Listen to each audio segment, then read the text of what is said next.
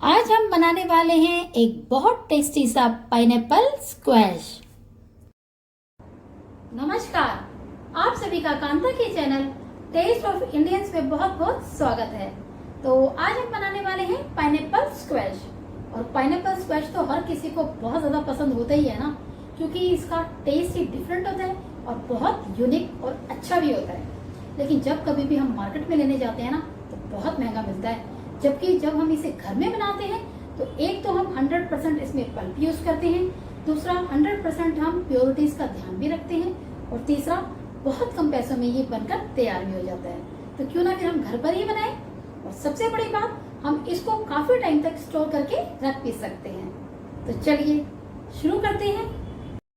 आज हम बनाने वाले हैं पाइनएप्पल स्क्वैश, और इसे बनाना बहुत ही आसान भी है। वैसे भी मेरी हर बार यही कोशिश होती है कि जब कभी भी मैं अपनी कोई सी भी रेसिपी आप सभी के साथ शेयर करूँ ना, तो बहुत ही इजी वे में करूँ, ताकि आपको आसानी से समझ भी आ जाए, और अगर आप उसे ट्राई भी करना चाहें तो इजीली आपसे बन जाए और आप भी उसके टेस्ट का मजा लें। और वैसे भी पाइनएप्पल एक ऐसा फ्रूट है जो पूरे साल मार्केट में मिलता है, यानी हम जब चाहे पाइनएप्पल खरीद करके ला सकते हैं और ये वाला पाइनएप्पल स्क्वैश बना सकते हैं। और सच मानिए, अगर आपने एक बार मेरी इस रेसिपी को फॉलो करके ये पाइनएप्पल स्क्वैश बनाया ना, तो आप भी दंग रह जाएंगे, क्योंकि इसका टेस्ट होता ही इतना अच्छा है। और फिर इसे एक बार पीने के बाद आप बाहर से खरीद कर पाइनएप्पल स्क्वैश पीना बिल्कुल भी पसंद नहीं करेंगे, क्योंकि जो घर में बनता है उसका टेस्ट बिल्कुल ही अलग होता है, और बहुत ही सस्ते में हमें ये इतना टेस्टी, इतना हाइजेनिक, पौष्टिक जो हमें है पाइनएप्पल स्क्वैश मिल जाता है। तो फिर हम बाहर से भला क्यों लाएं। तो चलिए देख लेते हैं हमने यहाँ पर कौन कौन से इंग्रेडिएंट्स लिए हैं। हमने यहाँ पर लिया है 1.5 किलो का एक पाइनएप्पल, 1 किलो चीनी, और ये 4 नींबू हैं। और इनके अलावा हमने यहाँ पर लिया है एक लेमन येलो फूड कलर, और इसे भी यहाँ पर इसमें ऐड करना बहुत जरूरी है। तो चलिए सबसे पहले हम पाइनएप्पल को छील लेते हैं, और उसके बाद हम इसके पीसेस कर लेंगे और फिर करेंगे आगे की तैयारी। काफी लोगों का ये कहना होता है कि पाइनएप्पल को कट करना बहुत मुश्किल है और उन्हें नहीं आता है, लेकिन ऐसा बिल्कुल भी नहीं है। पाइनएप्पल को कट करना बहुत ही आसान है। आप देख सकते हैं कि मैंने यहाँ पर पाइनएप्पल के 4 पीसेस कर लिए हैं, और उसके बाद फिर मैंने यहाँ पर एक पाइनएप्पल का पीस उठाकर उसका जो छिलका है वो निकाल लिया है, और जो उसके अंदर ब्लैक डॉट्स होते हैं इन्हें निकालना भी बहुत जरूरी होता है। तो मैं यहाँ पे तिरछे तरीके से उन डॉट्स को निकाल रही हूँ चाकू से। तो आप जो है चाकू जो यूज करेंगे वो शार्प होना चाहिए। और आप देख सकते हैं कि मैं किस तरह से अपने हाथ को, जिसमें मैंने पाइनएप्पल पकड़ा हुआ है, तो पाइनएप्पल को मैं आगे घुमाती जा रही हूँ साथ से, और तिरछे तरीके से मैं सारे डॉट्स निकालती जा रही हूँ।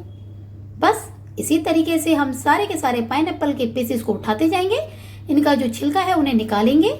तो आप देखिए मैं किस तरीके से छिलका निकाल रही हूँ।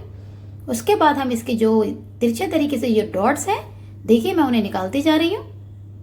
है ना कितना आसान। हम तिरछे तरीके से इसलिए निकालते हैं ताकि हम एक साथ ज्यादा डॉट्स को निकाल सकें। वैसे भी ये वेस्ट पार्ट होता है पाइनएप्पल के अंदर। और पाइनएप्पल के इन चारों पीसेस के छिलके निकालने के बाद और ये ब्लैक डॉट्स निकालने के बाद हम इन्हें साफ पानी से धो लेंगे। तो मैंने यहाँ पर अब साफ पानी से इन्हें धो लिया है, और मैं करने लगी हूँ इनके छोटे छोटे पीसेस। और अब हमने यहाँ पर सारे पीसेस कट कर लिए हैं। चलिए एक मिक्सर जार लेते हैं और उसमें इसको ग्राइंड कर लेते हैं, क्योंकि इसे ग्राइंड करना यानी इसका पेस्ट बनाना बहुत जरूरी है। तो हमने यहाँ पर अब एक मिक्सर जार ले लिया है और हम इसमें करने लगे हैं इसे ग्राइंड। तो देखिए हमने यहाँ पर पाइनएप्पल को ग्राइंड कर लिया है। अब यहाँ पर हमने कढ़ाई को मीडियम फ्लेम में रख लिया है और ऐड कर रही है सारी की सारी चीनी, जो कि हमने 1 किलो ली थी ना, वो सारी चीनी हमने ऐड करनी है। और साथ में ये ऐड करना है 2 गिलास पानी भी। ध्यान रखिएगा, पानी हमें सिर्फ 2 गिलास ही चाहिए। अब पानी ऐड करने के बाद हम गैस के फ्लेम को मीडियम टू हाई रखेंगे। पानी यहाँ पर मैंने 2 गिलास डाल लिया है, और अब हम मीडियम टू हाई फ्लेम में चीनी को मेल्ट होने तक इसे पकाएंगे। यानी जब तक चीनी हमारी मेल्ट नहीं हो जाती ना, तब तक हम इस पानी को इसी तरीके से पकाते जाएंगे। और जैसे ही चीनी मेल्ट हो जाएगी, हम बाकी के सारे इंग्रेडिएंट्स भी इसमें ऐड कर लेंगे। अब यहाँ पर चीनी बहुत अच्छे से मेल्ट हो चुकी है, तो चलिए हम ऐड कर लेते हैं नींबू का रस। यानी जो 4 नींबू थे ना, उनके रस को हमने निकाल लिया था और छान लिया है, और छानने के बाद हमने यहाँ पर अब ऐड कर लिया है। और ये है पाइनएप्पल का पल्प। बस इसे ऐड करने के बाद हम अच्छे से कर लेंगे मिक्स, और इसमें हम फिर ऐड कर लेंगे फूड कलर। हाँ, एक बात मैं आपको यहाँ पर और बताना चाहूंगी कि ये जो फूड कलर मैंने लिया है, ये लेमन येलो फूड कलर है। तो आप भी जब लेंगे ना तो लेमन येलो कलर ही लीजिएगा। तो देखिए मैंने यहाँ पर थोड़ा सा डाला है, यानी हाफ पिंच कलर। और अब हम इसे बॉईल होने देंगे next 8 to 10 minutes medium to high flame में। ध्यान रखिएगा ये उबल कर गिर भी सकता है, इसलिए फ्लेम को हम कम करते जाएंगे।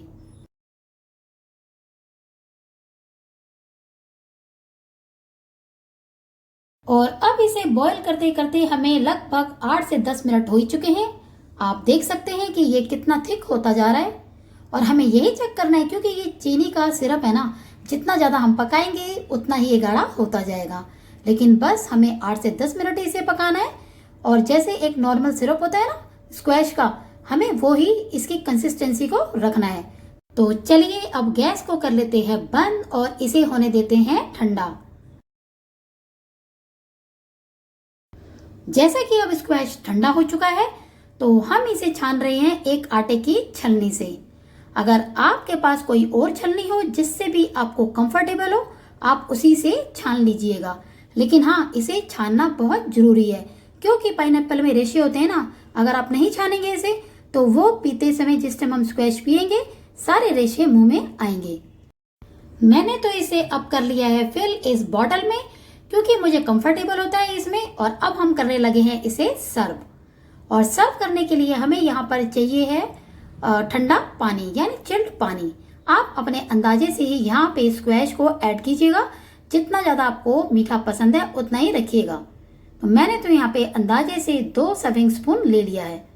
और अब मैं ऐड करने लगी हूँ चिल्ड पानी, क्योंकि अगर हम चिल्ड पानी नहीं लेंगे ना, तो उससे फिर हमें स्क्वैश का इतना मज़ा नहीं आएगा। वैसे भी आप अगर चिल्ड पानी आपके पास ना हो तो आप बर्फ भी यूज कर सकते हैं। अब हम इसे मिक्स कर रहे हैं चम्मच से, ताकि जो स्क्वैश है ना वो इवनली पानी में अच्छे से घुल जाए, तभी तो हमें अच्छा सा टेस्ट आएगा। तो अब हमारा पाइनएप्पल स्क्वैश हो चुका है रेडी, वो भी कितनी जल्दी। तो लग रहा है ना आपको भी टेस्टी। और इस पाइनएप्पल स्क्वैश को बनाने के बाद हम तकरीबन 25 से 30 दिन तक फ्रिज में रखकर इसे यूज कर सकते हैं। और जब कभी भी हमारे घर में कोई गेस्ट आ जाए ना, तो उनके आगे भी हम इसे सर्व कर सकते हैं। उन्हें भी ये बहुत पसंद आएगा, और पक्का वो भी आपसे इसकी रेसिपी जरूर पूछेंगे जब आप बताएंगे कि ये होममेड है। तो चलिए, अगर आपको भी मेरी ये रेसिपी पसंद आई हो तो आप भी इसे प्लीज जरूर ट्राई कीजिएगा। तो आज का ये मेरा वीडियो आप सभी को कैसा लगा? अगर अच्छा लगा तो प्लीज इसे लाइक और शेयर जरूर कीजिएगा। और हाँ, अगर मेरे इस चैनल पे आप नए हैं तो मेरे चैनल को सब्सक्राइब और बेल आइकन को प्रेस करना ना भूलिएगा। तो चलिए, आपसे फिर मुलाकात होगी एक नए वीडियो में एक नई रेसिपी के साथ। तब तक के लिए आप सभी को मेरा नमस्कार।